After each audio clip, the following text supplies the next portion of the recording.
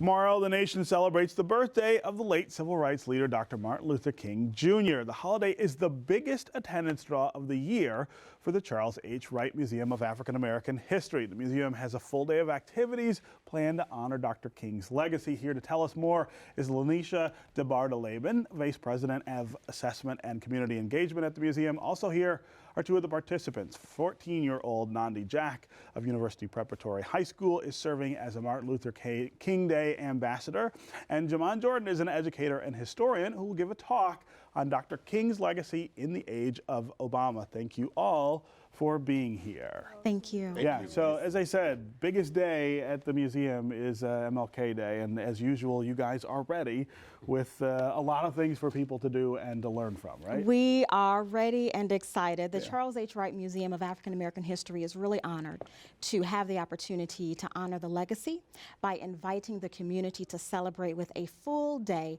of activities.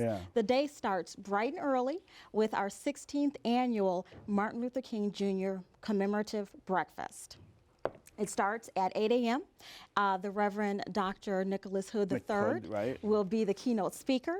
We have a wide variety of programs that will take place that morning, including performances by the Detroit Delta Preparatory Academy for Social Justice Dance Troupe. We will have Mary Grove College Institute of Music and Dance performing. We will have other performances taking place during the morning breakfast. And then after the breakfast will be a full day of activities that we can talk more about.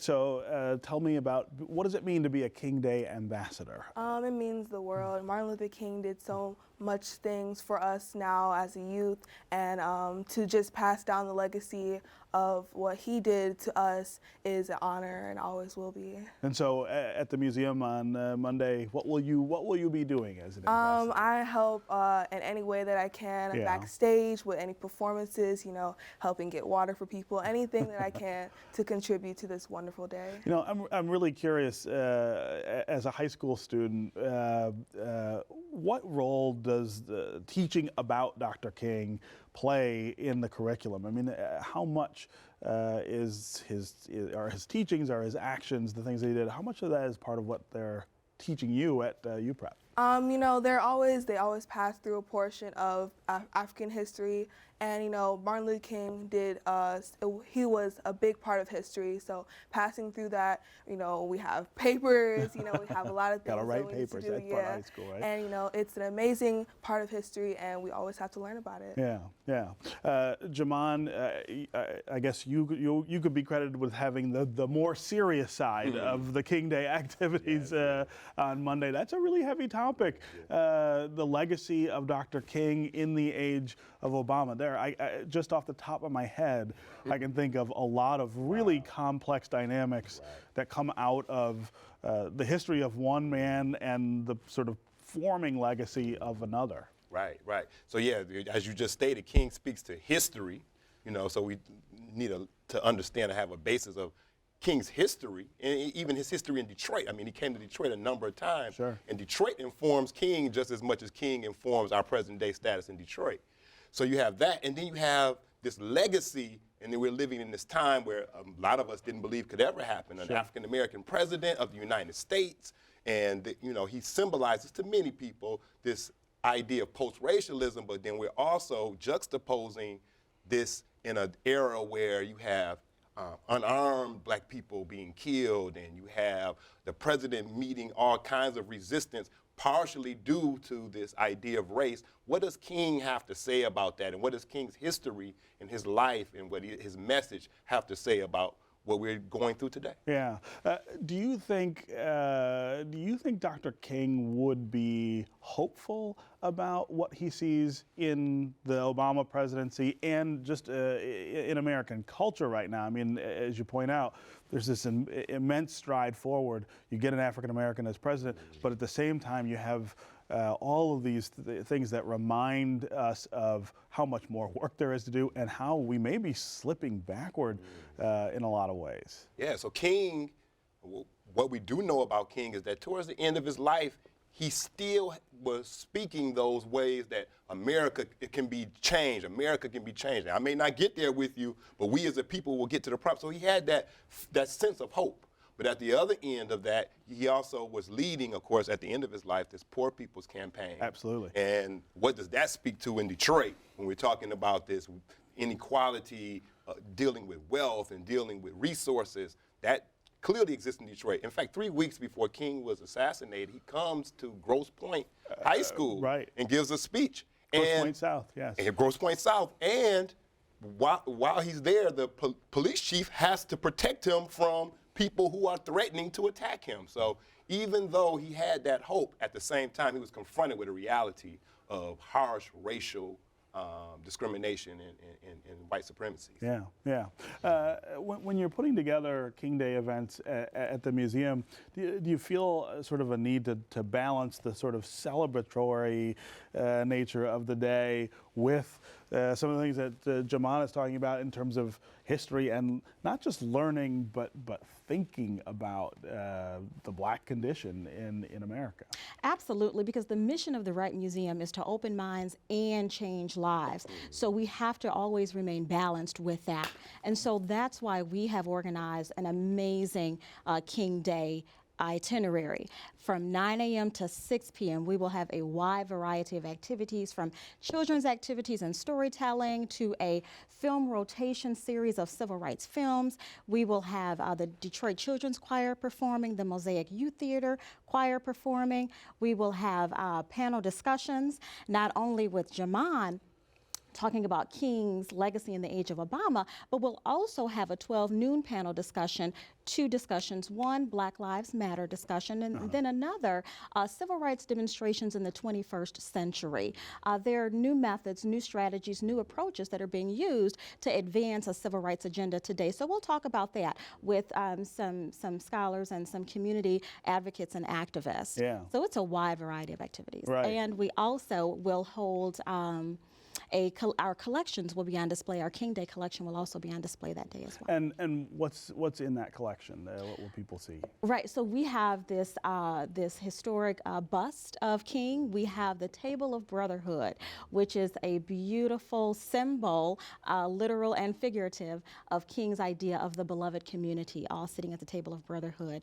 We have some original signed books of King, as well as Coretta Scott King, because we know that they were a duo in the movement. Yeah. And so we have some Coretta Scott King and Martin Luther King items that will be on display. That day we also open up our new exhibition called No Boundaries, which is a beautiful exhibition on Aboriginal Australian contemporary abstract painting. Wow. Wow. Okay. Well, I mean, like I said, you guys always have a lot planned. Yes. For this day. Let's talk just a little about Dr. King's legacy. It's a little bit controversial because I think popular American culture and the holiday itself has sort of lent itself to this idea of, I don't know, I would call maybe Christmasification of Dr. King. That he's seen in very narrow terms and almost non-controversial terms, but of course, when he was alive, he was a deeply controversial figure and somebody who met not just everyday resistance, but violent resistance all the time. Talk about the challenge of keeping that legacy intact in full in light of all that. Yeah, so like as you stated, most of the time when people talk about King, they generally talk about this, like a benevolent, almost Santa Claus type figure who, wanted everybody to be peaceful and all of those things. But we know that King, even early in his civil rights career, starting with the Montgomery bus boycott, which we're in the 60th anniversary of right now. That's right. Even then, he was already facing violent racism. I mean, his home was bombed during the Montgomery bus boycott. Right. And then later, as he began to voice his views about poverty and, of course, the Vietnam War, he began to run into... He gains new enemies. Right, he gains new enemies. Even their churches, black churches, that wouldn't allow him to preach in their pulpits. So not just the Southern segregationist community are against him. He has some of his old friends or old allies are now against him. When he goes to Chicago, he's attacked. And when he comes to Detroit, like I said, 3 weeks before he's assassinated, his life is in danger. Yeah. Well, King said that our lives begin to end the day that we become silent about what matters. Right. And that's why the Wright Museum chose as our theme this year for King Day, stand for what matters. That's the call, that's the challenge. And one of the challenges for the museum also is keeping that theme alive outside this day, right? It is an important day. It's great that the federal government and other governments have recognized it as a holiday, but it's the kind of thing that you got to come back to over and over again, and the museum does a pretty good job of that, right? Absolutely. We carry that theme throughout the entire year through what we do. Yeah. Talk some about how you see, as a young person, someone who doesn't obviously know Dr. King. Talk about how you see how he affects your life. Dr. Martin Luther King is a saint in my eyes. You know, he has opened the ways to many opportunities that we wouldn't have had before him. And you know, as a child, as a young person, you want to be a part of that movement. You want to push forward also with the grown-ups. You want to be a part of it. So Dr. Martin Luther King really expanded that opportunity for us, and we always want to see change as an amazing thing, as a good thing, and children help, I think. Children help do that. And how do you see things like the election of a black president, which is something that when I was a kid your age, I would have said would never have happened, but at the same time you see the Black Lives Matter movement dealing with unarmed black men. What impressions do those things make on you? An election of a black president was an amazing turnaround in history, but also when you think about people dying at the hands of white policemen and they are unarmed, you think about, what does the president have to do with that? What is he pushing towards to have this not again? So you know, there's a lot of controversy, but then again, you always want to inhale the good. Yeah. So you always try to look at the good. Okay. All right. Great day at the museum coming up tomorrow. Yes. Everyone get up early and get over there, right? Yes. All right. Thank you guys for being here. Thank you. Yeah.